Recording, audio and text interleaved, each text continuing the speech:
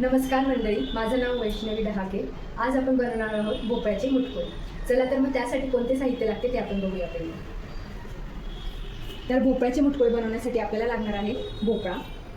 इथे मी घेतलेले आहे तांदूळाचे पीठ, बेसन, ज्वारीचे पीठ, बाजरीचे पीठ, गव्हाचे पीठ, कोथिंबीर थोडी बारीक चिरून घेतलेली आहे, बीटाचा किस घेतलेला आहे, तिखट, मिरची आणि लसूणचा ठेचा, तीळ, धना पावडर, हळद, हिंग, गरम मसाला आणि मीठ। तर आता इथे मी अर्धा भोपळा हा किसून घेतलेला आहे। त्यात आपण घालणार आहोत हा किसलेला बीट। त्यानंतर आता सगळे जे पीठ आहे ते आपण ॲड करूया। हे आहे माझ्याकडे गव्हाचं पीठ। आता आपण घालणार आहोत थोडं बाजरीचं पीठ, आता ज्वारीचं पीठ,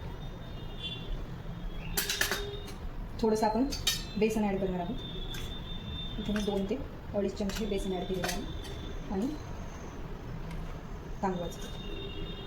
तांदूळाच्या पिठामुळे हे जे मुटकुळे आहे ते कुरकुरीत होतात। आता आपल्याला सगळ्यात मसाला ॲड करायचा आहे। हा जो मिरची आणि लसूणचा जो ठेचा आहे तो आपण याच्यात टाकू। त्यानंतर हे इथे तीळ घेतलेले आहे मी, ते आपण याच्यात टाकू। बारीक चिरलेली कोथिंबीर ही सगळी मी इथे घालत आहे। त्यानंतर आता तिखट आपण टाकणार आहोत। तर तुमची मिरची किती तिखट आहे त्याप्रमाणे तुम्ही तिखट ॲड करताना कमी जास्त करू शकता। आता मी इथे 1.5 चमचा साधारणतः ॲड केलेला आहे। नंतर आपण ॲड करणार आहोत धना पावडर, नंतर हळद आणि मी इथे थोडासा हा डेग मसाला ॲड करते, अगदी थोडा। नंतर आपण ॲड करूया चवीपुरता मीठ आणि थोडंसं हिंग मी इथे टाकत आहे।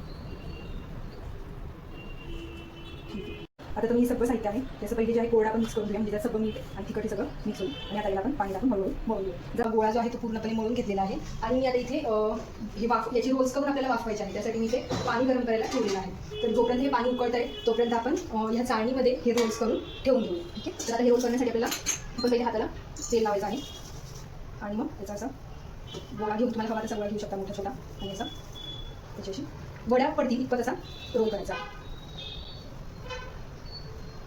याला छान आपण थोडासा स्मूथ करून घेऊया आणि आपण इथे याच्यावर असं लावतो। तर याला पहिले थोडंसं तेल लावून घेऊ आणि याच्यावर आपण हे रोल्स ॲड करायचं। तर अशा पद्धतीने आपल्याला सगळे रोल करून घ्यायचे आहे आणि याच्यावर घेऊन घ्यायचे आहे। असं पाणी उकळत आहे तर यावर आपण आता ही मीडियम फ्लेम करायची आहे। खरं पाणी उकळू द्यायचं आहे आणि मग असं ठेवायचं आहे। ही चाळणी आपण त्याच्यावर अशी ठेवूया आणि मीडियम फ्लेमवर आहे 10 मिनिटं वाफू देऊ। तर आपण आता हे रोल 2 प्रकारे तयार करू शकतो। आता मी ते रोल थंड होण्यासाठी ठेवले आहे। थंड झाले की त्याला आपल्याला कापून घ्यायचे आहे आणि मग तयार करायचे आहे।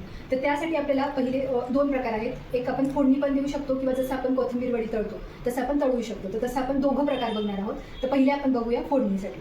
तर फोडणीसाठी इकडे साहित्य आहे, मी इथे कढीपत्ता घेतलेला आहे, बारीक चिरलेली कोथिंबीर, मोहरी, बारीक किसून खोबरं घेतलेलं आहे। जर तुमच्याकडे ओलं खोबरं असेल तर ओलं खोबरं घेऊ शकता, आणि इथे घेतलेली आहे तीळ।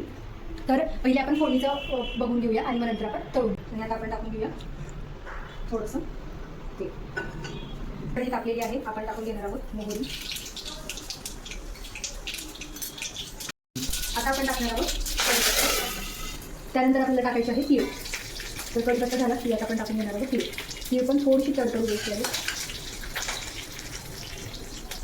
तीळ भाजवण्यात आली की थोडंसं सुकं खोबरं टाकायचं, ते पण छान पैकी द्यायचं आहे। मग आता जे आपले हे वडे आपण कापून ठेवले आहेत ते आपण याच्यात घालूया। आपण हे छान असं मिक्स करून घेणार आहोत। ते वड्यांना हे सगळं आपलं मिश्रण आहे ते लावायला।